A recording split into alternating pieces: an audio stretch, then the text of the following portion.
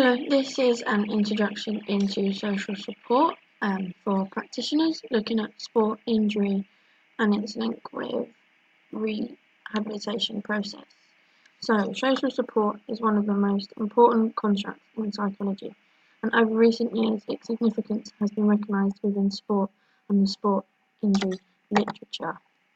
So it can often be defined as when an athlete is assisted by a network that is understanding and supportive and their awareness of other people's availability to provide help when they are in need by support from others.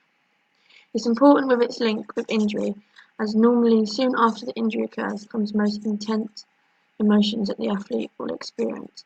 Some of these are shock, anger, frustration, and helplessness.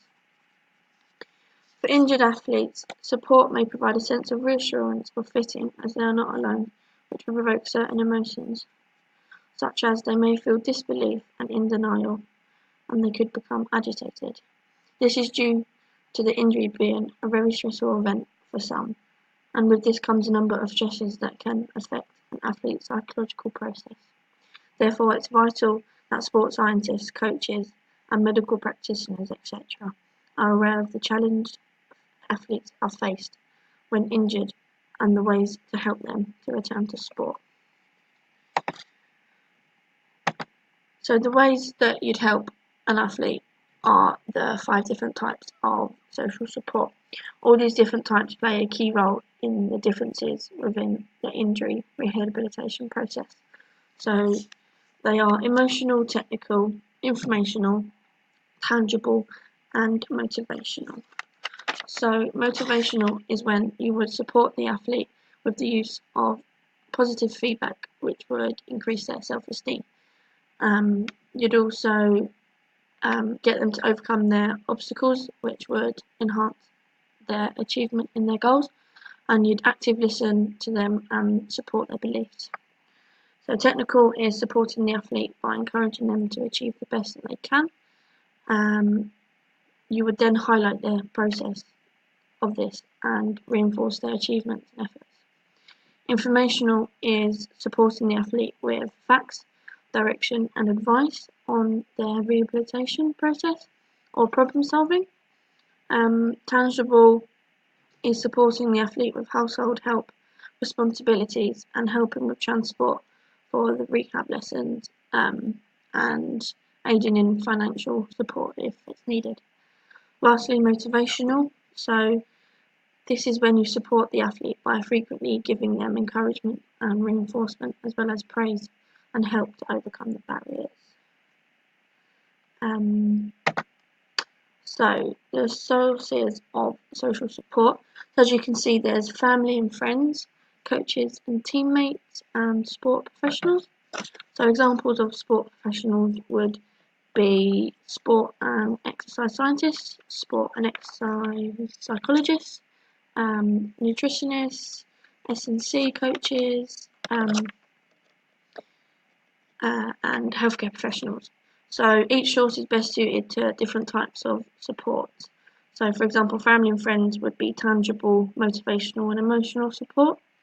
Coaches and teammates tend to have technical support and motivational support.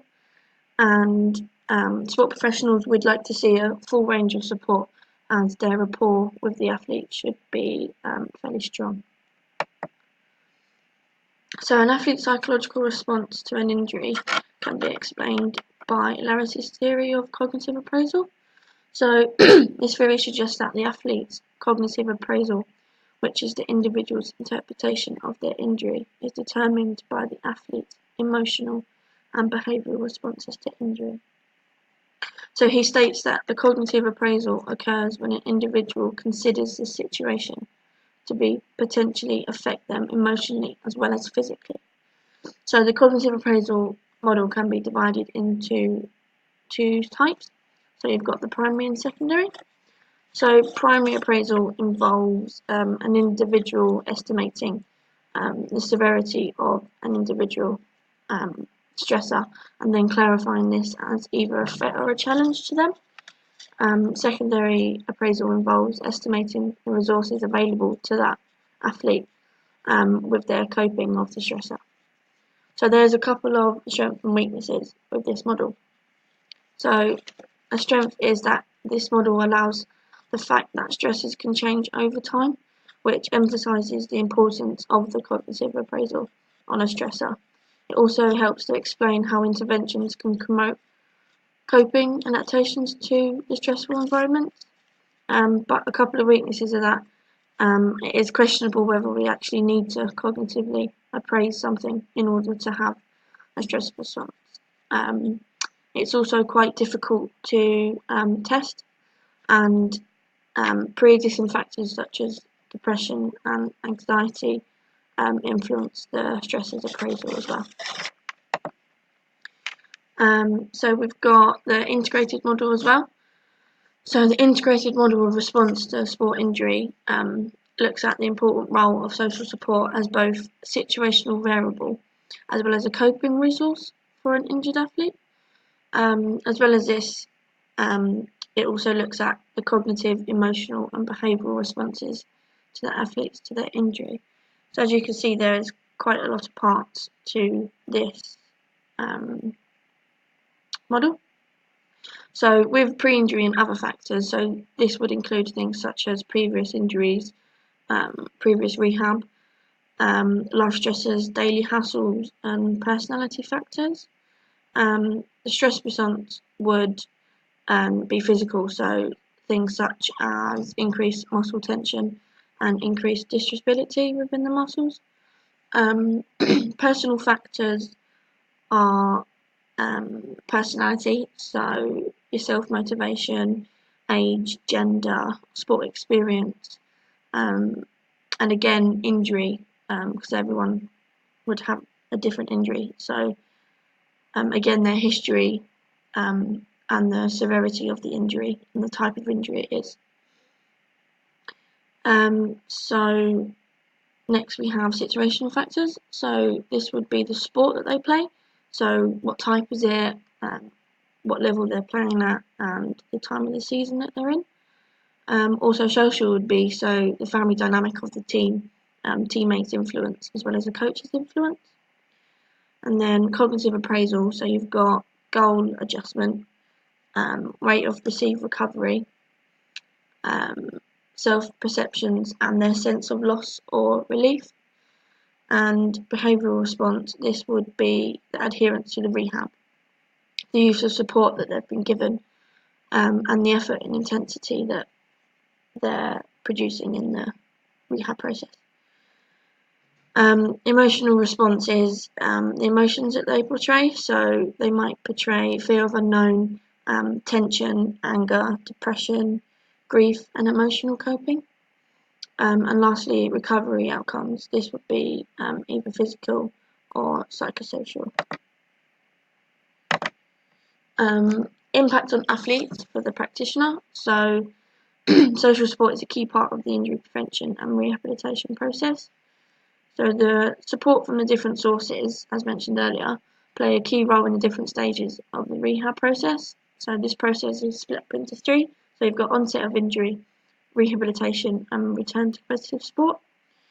Therefore, this support is vital as it reduces the stress amongst the injured athletes, and therefore they're more likely to cope during rehab and continue their process. So as a practitioner, it's vital that you are made aware of this self-motivation, as this is the factor that positively associates with the rehab adherence, so them carrying on. Additionally, one of the largest tests athletes face during rehab is avoid becoming disheartened by the slowness of the rehab process. So in order to fix this, having the rehabilitation sessions in close proximity to training would help the athlete, as they would feel connected to the team and can get the support they need from the teammates as well as sport professionals, so like the coach. Lastly, considerations. So considerations for the future are that the integrated model does not include how injured athletes respond after rehab outcomes, which is important as for future research the outcomes after rehab is crucial. Again, within the 3 stages of rehab, the first stage, onset, is said to be the most difficult part of the rehab process, but this has the least amount of research. Lastly, additionally, there is a lack of up-to-date evidence on social support.